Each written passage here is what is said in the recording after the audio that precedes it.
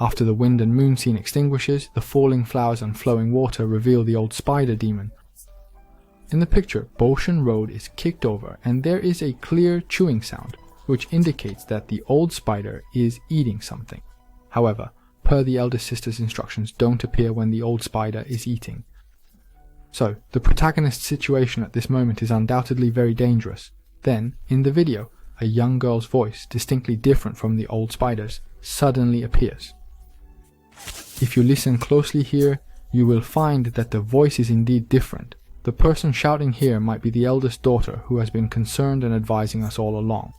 This concludes the demonstration of this plot. After this, I think a fierce battle is about to begin. Okay, so we briefly talked about the plot content of PV3. But let's stop here for now, because to truly understand this segment, we need to turn to the 8-minute real-time demonstration of PV3. It is also a necessary step to connect the entire storyline. The golden cicada, which appeared in PV1, reappears at the opening. The reappearance of the golden cicada here actually hints at something very important. It's the sentence said by the old Wukong in PvE. It all starts with a golden cicada. The golden cicada mentioned here may not necessarily refer to this golden cicada. However, at this point we can see that the route has changed significantly compared to the route in PvE. This also indicates that the game's level design should not be purely linear levels, like PV number 1 and PV number 2, but rather have sandbox level designs. Meanwhile, the UI and interface have been optimized compared to before. Of course, this is a PC operating interface, and I must commend the production team for it. Next, we encounter the huge monster from PV number 1. After briefly testing the monster's strength, we decisively chose to run away. Friends who have played Elden Ring can understand this monster as the Tree Sentinel. Then, at 1 minute and 42 seconds, there is incense burning. The incense burning here is very Chinese style and nice. It also tells us that this place is Kangleng Ridge, because the prototype of Ling Shuzi in the original work is Kanglao. So, this place can be understood as a new creation. There are 4 options in the incense burning. The first one is undoubtedly a state recovery. The second one, cultivation, should correspond to upgrading skill points. The third one, shrinking the ground, needs to be explained separately. Shrinking the ground in Journey to the West is fully called the method of moving mountains and shrinking the ground. It's an immortal technique in the original work that turns far into near. In the original work, Wukong used it in the chapters of 100 Flower, Shaman, Red Boy. Here, it means teleporting to a specific incense burning point in the game, essentially a teleportation point. Here are 2 more points. First, the shrinking ground method is a technique Wukong knows. The difference between the somersault cloud and the shrinking ground method is that the somersault cloud moves the person to the location, while the shrinking ground method moves the location to the person. Secondly, while shrinking the ground is Wukong's technique, it is also used to describe the 6-eared macaque in the 6-eared macaque chapter. One is the primordial one, Chikidian Saint. The other is the 9 refined 1000 spirit shrinking ground essence. We used a lot of space earlier to explain the mystery of the true and false Monkey King. This confirms my previous speculation, so I won't elaborate further. Next, there is a continuous segment of life. First, let's fully display the dialogue. I have a reason to hang my head and eat grass. Why? No reason. Reading poetry 4 times. Why is there no reason? Various colors often appear. Why is there no reason? Compassion is turned upside down. Why is there no reason? Faintly red. Why is that? It is said that wood grows without smoke. Wood grows, lightning strikes the back, and the true meaning appears in the song. This passage is very important. The beginning, no reason, can be said to be the 5 sounds mentioned in Mahayana Buddhism. However, because it does not strictly correspond to the meaning of the 5 sounds, we can only put it aside for now. In other words, the no here might actually be the character no instead of the number 5. Next, head hanging and eating grass most likely refers to the content of the original work where the Dragon King of Jing River, due to a grudge with Yuan Shaocheng, privately altered the time of rain and violated the heavenly rules, was beheaded by Wei Zheng in a dream and ended up with his head hanging and eating grass. The incident involving the killing of the Dragon King of Jing River is actually the real trigger for the main plot of Journey to the West. Next, reading poetry 4 times refers to the general term for Jiang and Huai. Why bring up the loss of management of the 4 poisons in this context? In the original Journey to the West, the 4 sons of the Dragon King of Jing River were in charge of 4 poisons.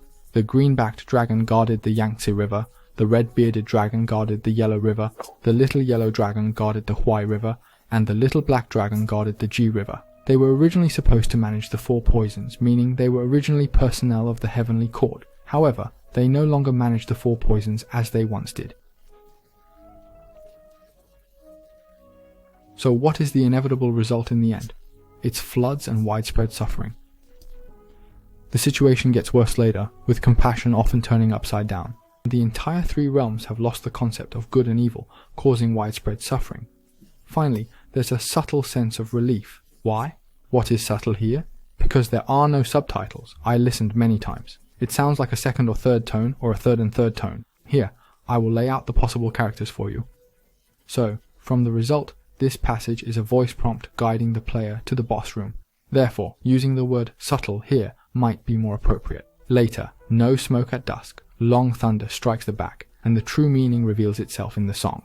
This is a poetic way of expressing the opening of the boss room. We know that in the boss's knocked down state, its weakness is the back.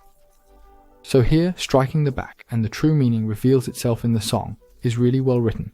While marveling at the poetic expression of Chinese, we must also praise the creativity of the production team. However, a very, very important piece of foreshadowing appears here. Why the four poison poem? We know that guarding the four poisons is the primary duty of the Dragon Clan in the Heavenly Palace. Last year, because of the confrontation with the Golden Dragon, or the scenes of heavenly soldiers and generals exterminating demons in the Heavenly Palace, I made a rather bold or arbitrary judgment, thinking that the plot of Black Myth Wukong should be about the heavenly forces uniting with the demon clan to destroy Buddhism, leading to the extinction of all Buddhas and widespread suffering in the three realms. However, this view was heavily criticized last year. Some people firmly believed that no matter how incompetent the Jade Emperor was, he could not possibly unite with the demon clan under any circumstances. A year later, when I re-examined and explored the original work, and because of the appearance of the four poison envoy here, it tells us that the four dragons who obeyed the Heavenly Palace system no longer manage the four poisons. So, what caused them to no longer follow, or be unable to follow the rule and management of the Jade Emperor and the Heavenly Palace? Therefore, I need to correct and adjust my view accordingly. Of course, this also means that the previous video must be deleted and redone from scratch, which wasted a significant amount of time and caused this new video to come out so late. Alright, just a friendly reminder that the most important content of the entire video is about to begin. Make sure to pay close attention. Many dragons appear in Journey to the West, besides the little white dragon, who became a white horse. From the Dragon Kings of the Four Seas to the Dragon King of the Imperial Garden in the Kingdom of Wuji, dragons are present in rivers, lakes, seas, ditches, and ponds. Most of the dragons that appear are part of the Heavenly Palace system, and ultimately have to accept the jurisdiction of the Jade Emperor, guarding rivers and seas. Of course, this isn't absolute. Some rivers have Dragon King river gods, who also disperse clouds and bring rain. However, some dragons who are not well off do not enjoy the system, such as the dragons of the Yi Sea, and the strictly speaking camel dragons, who are considered demons in their regions. From the situation of the Dragon Clan, we find an interesting phenomenon, which is the blurring of the boundaries between immortals and demons in Journey to the West. Many people, influenced by various TV dramas and movies since childhood, believe that so-called immortals are those who have attained the Tao through cultivation, while demons are animals that have cultivated for hundreds or thousands of years to become demons. This is actually wrong. Wukong is a typical example. In Chapter 3, the Dragon King and King Qingguang complain to the Jade Emperor, and Wukong is a demon monkey. But just because of a suggestion from Tai Bai Jingxing, Wukong undergoes a transformation from a demon monkey into a minor celestial official known as the Bimawen. Later, Wukong, humiliated by the title of Bimawen, causes a small disturbance in the Heavenly Palace. The Jade Emperor sends Li Tianwang and Nezha to capture Wukong, and Wukong is again called a demon. The Jade Emperor directly orders the capture of this demon. So, Wukong's identity as an immortal or demon changes in an instant. Later, when the Jade Emperor gives Wukong the title of Great Sage equal to heaven, he becomes immortal again. Later, when Wukong disrupts the Peach Banquet and causes a great disturbance in the Heavenly Palace, he is once again identified as a demon monkey. After Wukong embarks on his journey to the west, people once again refer to him as the Great Sage and acknowledge him as an immortal on this significant journey. Even if a demon has a background or is directly sent by the Heavenly Palace or Mount Ling to test someone, once the ordeal is over, the Great Sage shows mercy.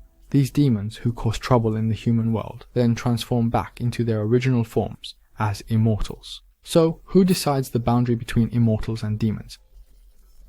That's right, The final boundary between immortals and demons is,